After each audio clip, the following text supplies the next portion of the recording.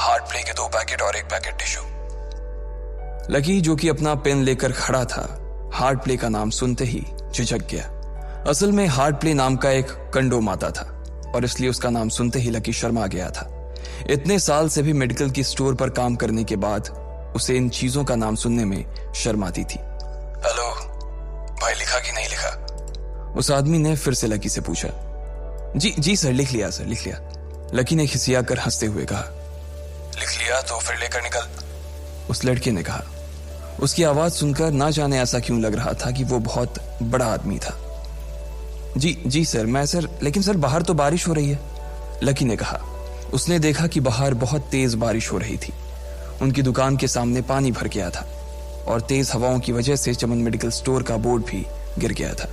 Lucky को लग रहा था कि वो इतनी तेज बारिश में अभी एकदम से तो नहीं निकल पाएगा, तो उसने उस लड़के को समझाते हुए कहा, सर मैं ऑर्डर तो ले आऊंगा पर थोड़ा टाइम लग जाएगा, बारिश थोड़ी थम जाए आप। इससे पहले कि वो कुछ आगे बोल पाता, फोन पर लड़का बोल पड़ा। तुम्हारे मालिक को पता है कि तुम मल्होत्रा जी के लड़के को मना कर रहे हो? हाँ पता है, बारिश हो रही है, इसलिए सारा सामान अच्छे से थैली में पैक करके लाना और लेट नहीं होना चाहिए, समझे?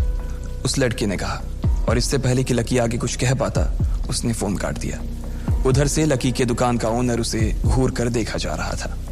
लकी के हाथ में पेन और पेपर देखकर ही वो समझ गया था कि उसके पास कोई ऑर्डर आया था। आज वैसे भी इतनी बरसात होने की वजह से सुबह से इक्का दुक्का ग्राहक ही दुकान पर आए थे।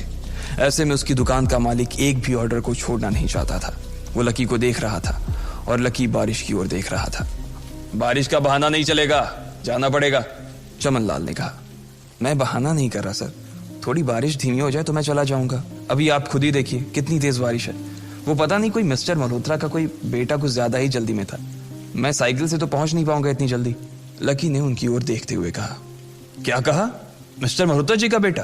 तू मेरी दुकान बंद करवाएगा क्या? अभी क्या भी निकल उनका ऑर्डर लेके, वो हमारे बहुत पुराने कस्टमर है, चमन ने कहा। पर लकी ने कहा ही था कि चमन बोला। पर कुछ नहीं, तू मेरी मोटरसाइकिल ले जा, उसने गुस्से में कहा। अरे सर जी, 200 के ऑर्डर में मुश्किल से 40 रुपए बचेंगे, इससे 3 गुने का तो पेट्रोल ही लग जाएगा, और अगर गाड़ी रास्ते में बंद हो गई तो अलग से खर्चा, लकी ने समझाते हुए कहा। वो जानता था कि उसका मालिक इन सब बातों पर ध्यान नहीं देने वाला।